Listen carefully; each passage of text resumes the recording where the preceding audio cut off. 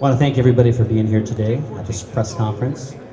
My name is Bob Keeney. I am the Artist and Media Relations guy from Carbon Pro Sound and Guitars. And you probably know we're going to be introducing the new Steve Vai Legacy 2 today. So I'm going to turn this over, first and foremost, to the president of Carbon, CEO, Carson Kiesel, right here, everybody.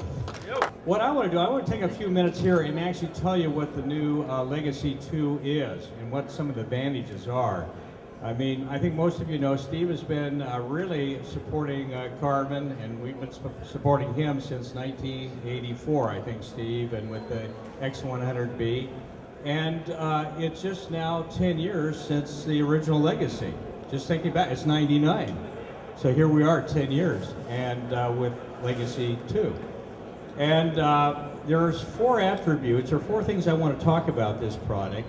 First of all, the amp itself is a 3-channel from a 2-channel, so it's a lot more versatile.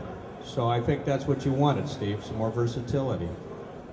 Secondly, we invited Ben Fargan to join us, and so I don't know if you know Ben Fargan, but he does boutique amps. He has his own line of amps.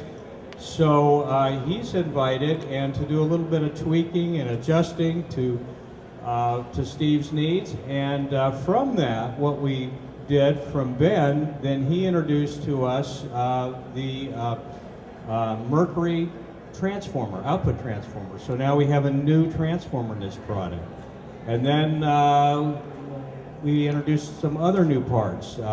We have metal oxide resistor, plate resistors that were added to the product, Mylar coupling capacitors, and so this stuff to remain the purity of the tone as it comes through the amp. And of course, even with that Mercury output transformer, there's just some more harmonics, and I think Steve might just tell you a little bit about the tone of it.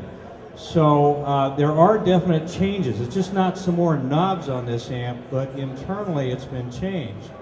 And lastly, again, an attribute is value. We have a product that is affordable, and it's even though it's boutique in a sense, it is affordable. So, Steve, why don't you come on up and tell us your thoughts about it? When do we do the unveiling? Do we? Who is that masked man underneath the... Should I count to 1 million? Yeah. Okay, 1 million. Ooh.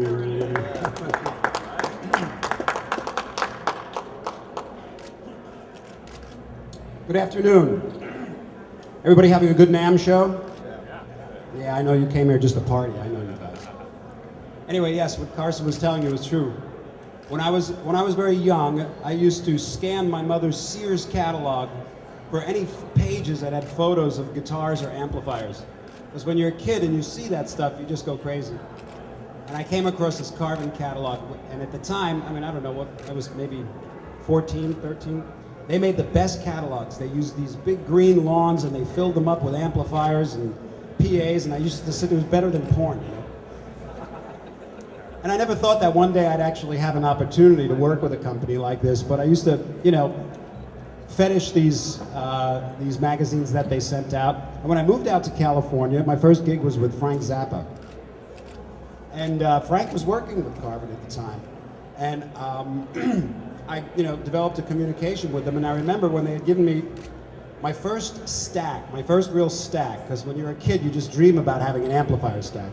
And I got this X100B amp, and I just would look at it for about a week before I even plugged it in, you know, it was a real stack. But one thing led to another, and one of the things I've always admired about this company is it's very family run, very boutique.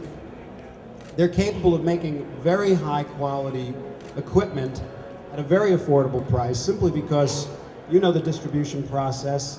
There's a middleman is cut out, and they do a lot of direct sales. So that, through the years, a musician trying to find their voice on an instrument, you know, is set with certain challenges.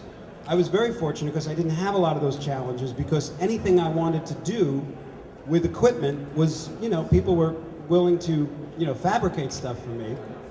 because I was Steve Vai. So in any event, when the time came for me to choose an amp, I was very fortunate because the guys at Carvin were very willing to go through my whole, neurotic process of finding just the right tone. And great engineers down there. We worked very hard for about a year and a half maybe on the first Legacy amp to find that tone. Now, a tone for a musician, technically the tone is in your head, but to have an amplifier sound and, specifically the way you want it by tweaking diodes and all the, guts of a piece of equipment, it's a process, but it's great because I found the tone that works best for me. I'm a rock musician, not entirely a metal musician, not entirely a, clean cut kind of a guy, but so I was able to find this tone in this amplifier. And it was just like, when I got this amp and it had hit the mark, every day was like Christmas.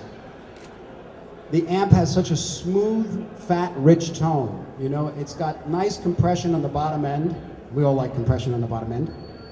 And the first amp, my music may be considered very complex, but in reality, I like things very simple.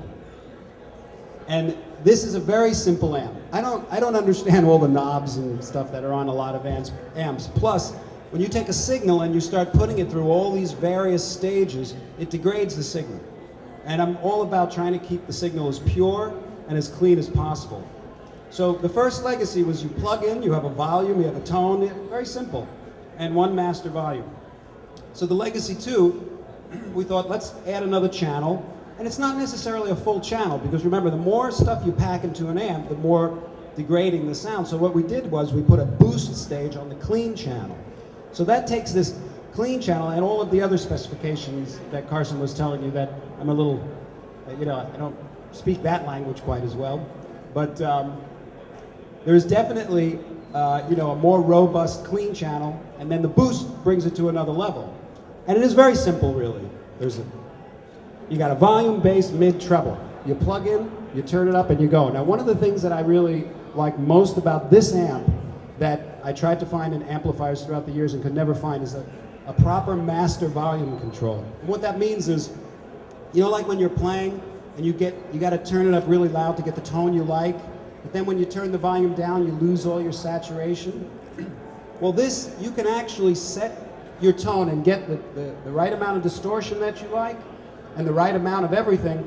And then when you bring the volume down, you're only bringing the volume and you're not changing the amount of saturation or distortion or anything. So you can actually play softer with the same tone. You'd be surprised, you won't find that anyplace. And we worked very hard to make that a reality in this amp.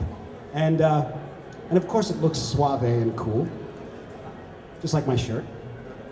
And I am very thrilled to have it here. I'm very thrilled that you guys showed up to see it. And I am very fortunate to have Carvin, to be a part of their family and a part of their team for so long. And I'm wishing for the best for us and all you guys and for everybody here into the future. But here is the new amp. We're very happy with it. And thank you very much. And thank you, Carvin. Thank you. Oh, one other thing I did want to mention, yes, Ben Fargan is an independent builder, and he builds independent amps, and we scoured the globe for guys that could really, besides the Carvin team, who could work together to find just a little bit of spice from another, from another planet. And we found it in Ben, so I wanted to do a shout out to him. Thank you very much. Just on an ending note here, delivery, we're expecting shipment, probably delivery at the end of February, Steve. I think that's what we're aiming for. So we want to get this product. Well, you'll get yours first, guaranteed. Thanks, guys.